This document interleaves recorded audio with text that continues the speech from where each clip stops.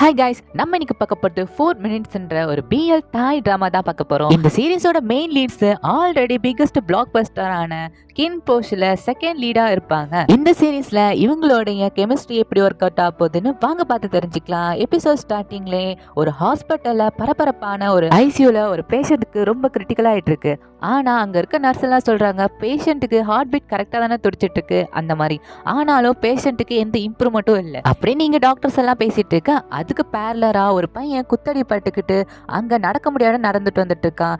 இங்க அந்த பேஷண்ட் ரொம்ப இப்ப கிரிட்டிக்கலா ஆயிட்டு இருக்காங்க. டாக்டர் வந்துட்டு அந்த பேஷண்ட்டுக்கு நான் கரண்ட் ஷாக் அதிகமா கொடுக்க போறேன் அப்படின்ற மாதிரி பேசிக்கிட்டு அப்படின்ட்டு பரபரப்பா அங்க ஹாஸ்பிட்டல்ல ட்ரீட்மெண்ட் நடந்துட்டு இருக்கக்குள்ளேயே இங்க பக்கம் குத்தடி வாங்கின பையனை பின்னாடி ஒரு பையன் எட்டி உதச்சி அவனை கீழே தள்ளி விட்டு துப்பாக்கியால சுடுறதுக்கு நின்றுட்டு இருக்கான். இங்க தள்ளி விட்டு அந்த பையனை துப்பாக்கியால சுட அந்த பையன் சாகுறான். பேரலா அங்க ஹாஸ்பிட்டல்ல ட்ரீட்மெண்ட் பார்த்துட்டு இருந்த பையனும் செத்துறான். அப்படியே டைம் காட்டாங்க 11 மணின்னு. இப்பதான் நம்ம ஹீரோ வேகஸோட என்ட்ரி. இந்த சீரீஸ்ல இவரோட பேரு கிரேட்டுக்கு ஒரு கால் வருது. யாருடான்னு பார்த்தா அவங்களோட ஃப்ரெண்டு தான். டே லூசு பையில எக்ஸாம் இருக்குடா, இன்னும் நீ வளைஞ்சிட்டு இருக்கியா, தூங்கி கேஞ்சி கிளம்பி வா அப்படின்ற மாதிரி சொல்ல இவனும் கிளம்பி லிஃப்ட்ல போயிட்டு இருக்கக்குள்ளேயே அவனுக்கு கிருகிருன்னு வருது. என்ன பண்றதுன்னே தெரில.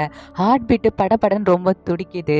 இருட்டா இருக்கு, பிளாக் அண்ட் ஒயிட்டா தருது அப்படின்ட்டு இவனுக்கு பதட்டமாகுது. ஆத்தாடி என்னடா நடக்குது நம்ம கிட்ட அப்படின்ற மாதிரி இவனும் எப்படா லிஃப்ட் நிற்கும் வெளில போகலாம் அப்படின்ற மாதிரி பார்த்துட்டு நின்றுட்டு இருக்கான். கடைசியில வெளில வந்துட்டு அப்பா பெருமூச்சு வாங்குறான்.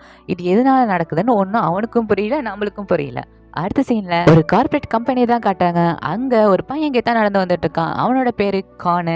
அவனும் நான் வந்துட்டேன்ப்பா அப்படின்ற மாதிரி இவனுக்கு கதவை தொண்டு உள்ள வர அவங்க அப்பா இருந்துட்டு என்னடா 5 மினிட்ஸ் லேட்டா வந்திருக்க, இதுதான் நீ நடந்துக்கிற பஞ்சுவாலிட்டியா அப்படின்ற மாதிரி அவனை திட்டிட்டு இங்க உட்காரு ஃபர்ஸ்ட், நீ இங்க இந்த கம்பெனியில கிழிச்சது போதும், நம்ம இன்வெஸ்ட்மெண்ட் கம்பெனி வச்சிருக்கோம், அங்க போய் இனிமேட்டு வேலையை பாரு அப்படின்ற மாதிரி சொல்ல என்னதுப்பா இன்வெஸ்ட்மெண்ட் கம்பெனிலாம் இருக்கா அப்படின்ற மாதிரி சொல்ல டே லூசு பையலே அதுதானே நம்மளுடைய முதுகெலும்பே, அதுதான் நம்ம ஃபர்ஸ்ட் தொடங்கணும், இப்போ உனக்கு அங்கதான் வேலை அப்படின்ற மாதிரி சொல்ல இவனும் அவர் பேச்சுக்கு தட்டாம வெளில கிளம்பி போறான். அப்ப பின்னாடி ஒரு அம்மா காண கூப்பிட்டு நில்லுப்பா, உங்க அப்பா சொன்னதெல்லாம் கேட்டியா, அதுபடி நடந்துக்கோ அந்த மாதிரி சொல்ல இந்த பையன் காணுந்துட்டு அவங்க பேச்ச மதிக்காம அட போடி நீ என்ன சொல்றது நான் என்ன கேட்கற மாதிரி கிளம்பி போயிட்டான்.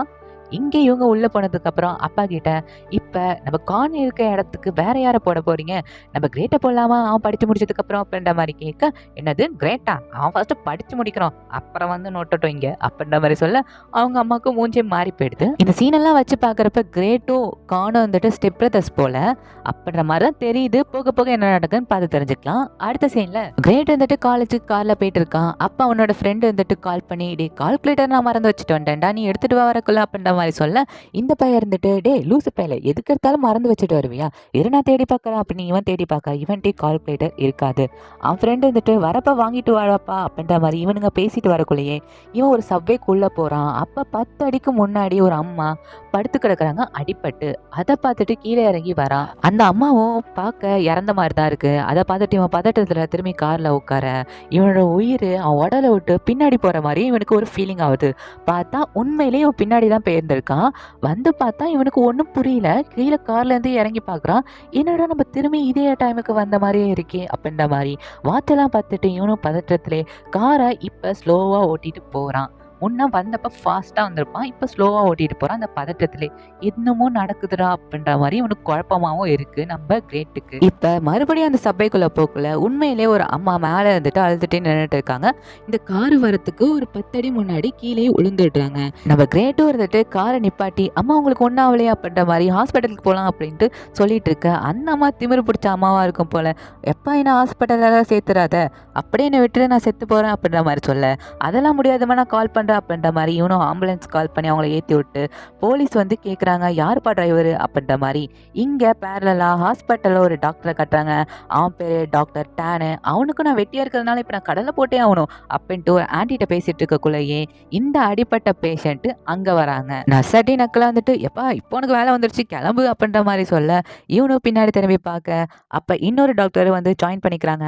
அந்த டாக்டர் பேர் டாக்டர் டைம். இப்போ வந்த அம்மாவை இவர் தான் பார்த்து போகணும் போல. அந்த அம்மா அப்பாவுக்கு வந்து ஸ்கேன் எல்லாம் எடுத்து பார்த்தப்ப உள்ள ப்ளீடிங் ஆயிட்டு இருக்கு அப்படின்னு அந்த அம்மாட்ட சொல்லிட்டு உங்களுக்கு ஆப்ரேஷன் பண்ணுமா அப்படின்ற மாதிரி சொல்ல இந்த அம்மா இருந்துட்டு தம்பி என்கிட்ட காசெல்லாம் சுத்தமா இல்லப்பா தயவு செஞ்சு என்னை சாவடிச்சிருப்பா வேணும்னே தான் அந்த காரில் உள்ள நான் சாவணுன்ட்டு அப்படின்ற மாதிரி சொல்ல அப்போ டைம் வந்துட்டு என்னம்மா வளரிட்டு இருக்க நீ சாவணும்னா இந்த ஹாஸ்பிட்டல் தான் வந்து கிடச்சிதா என்னம்மா நினச்சிட்டு இருக்கா ஆப்ரேஷன் பண்ணி ஆகணும் அப்படின்ற மாதிரி சொல்ல எப்பா என்கிட்ட காசு இல்லப்பா அப்படின்ற மாதிரி சொல்கிறாங்க.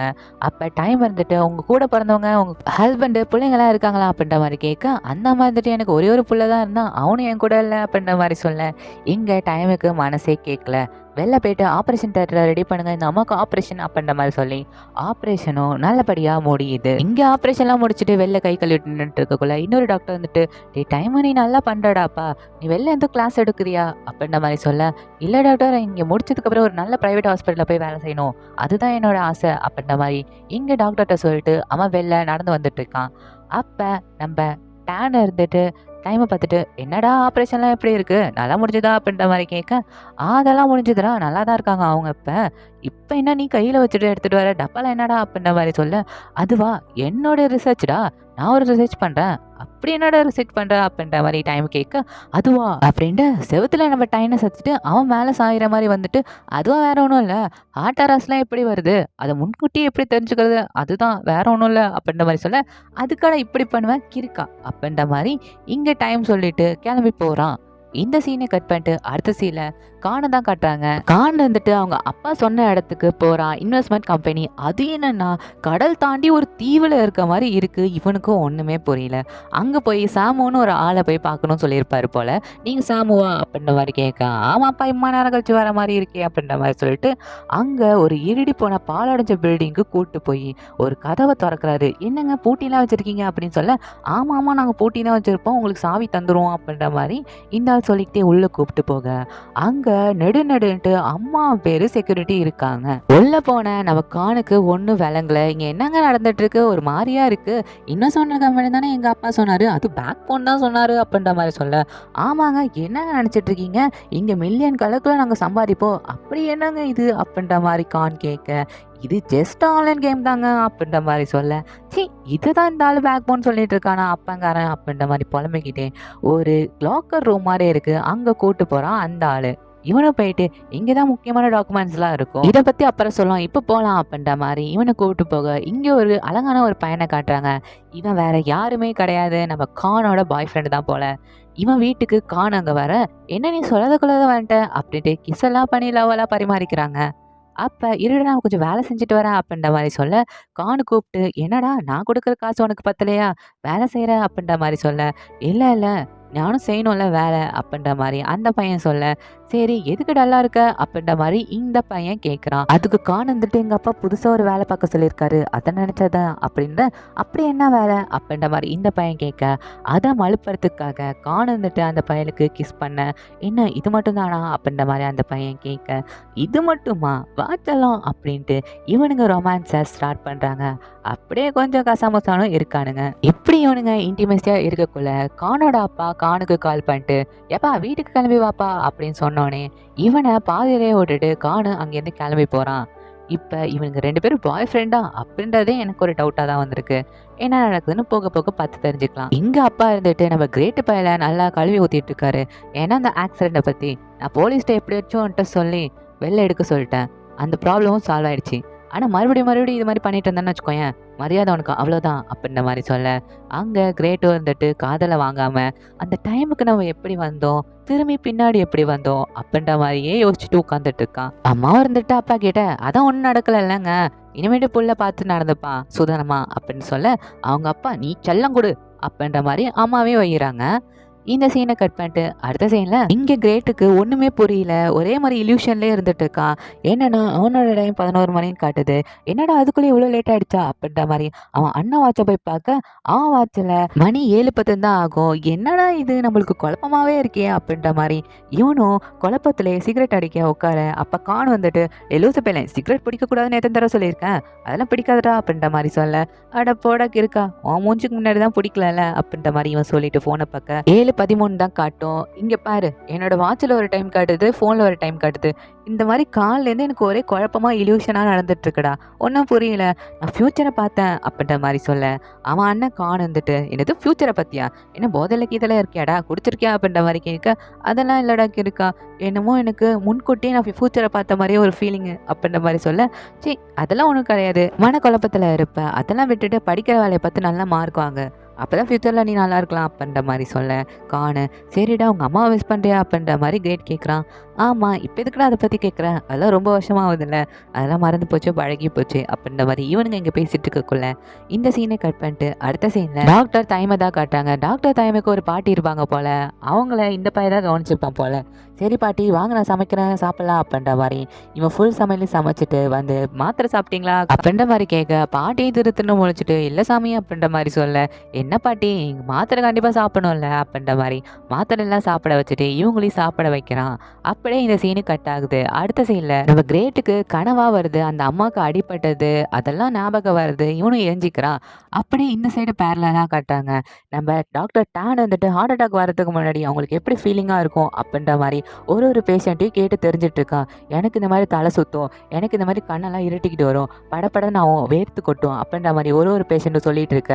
இப்போ அந்த அம்மாவை பார்க்கறதுக்காக கிரேட்டு ஹாஸ்பிட்டலுக்கு கிளம்பி போக, லிஃப்ட்டை பார்த்தானே ஆத்தாடி நம்மளுக்கும் லிஃப்ட்டுக்கும் செட்டே ஆகுது, நான் இப்போ படிக்கட்டில் இறங்கி போகிறேன்டா அப்படின்ற மாதிரி படிக்கட்டில் இறங்கி போயிட்டு ஹாஸ்பிட்டலில் லிஃப்ட்டில் இறங்கி வெளில வரான். வெளில வந்தோடனே இவனுக்கு படப்படன்னு ஆகுது, நெஞ்சு வலிக்கிற மாதிரி. பின்னாடி திரும்பி பார்த்தா லிஃப்ட்டு, ஆஹா லிஃப்ட்டுக்கும் நம்மளுக்கும் ஆகவே ஆகாது போல அப்படின்ற மாதிரி பேசிட்டு இவன் நடந்து வந்துட்டு கவுண்டர்ல அந்த அம்மா ரூமை கேட்டுட்டு அந்த அம்மா ரூமுக்கும் போக, கதவு திறக்க அந்த அம்மா இருந்துட்டு நீ அப்பா அப்படின்ற மாதிரி கேட்க, இல்லம்மா நீங்க படுத்துருங்க நான் பூ வைக்க தான் வந்து வச்சுட்டு கிளம்புறேன் அப்படின்ற மாதிரி சொல்ல, இருப்பா அவன் வயசு என்ன அப்படின்ற மாதிரி கேட்க, எனக்கு 21 வயசு அப்படின்னு சொல்ல, என் பிள்ளைக்கு இதே வயசு தான் அப்படின்ற மாதிரி சொல்லிட்டு, எப்பா நான் ஒன்று சொல்றேன்ப்பா, போலீஸ்ல நானே தான் வந்து உன் கார்ல விழுந்தேன் அப்படின்னு சொல்லிட்டேன், இனிமேட்டு உனக்கு எந்த பிரச்சனையும் வராது அப்படின்னு சொல்ல, நம்ம கிரேட் வந்துட்டு அவங்களுக்கு ஒரு வணக்கத்தை வச்சுட்டு அங்கேருந்து வெளில கிளம்பி போறான். வெளில கிளம்பி போயிட்டு இருக்கக்குள்ளேயே இவனுக்கு கிருகிருன்னு வருது, படப்படன்னு ஆகுது. அப்ப நம்ம டாக்டர் தைமால இவன் இடிச்சு தள்ள அவரும் கீழே உழுவுறாரு. அப்ப இவன் கவனிக்காம போனை பார்க்க 13:13 ஆகுது. இவனுக்கு இருட்டிக்கிட்டு வருது, படப்படன்னு ஆகுது, நெஞ்செல்லாம் வலிக்குது.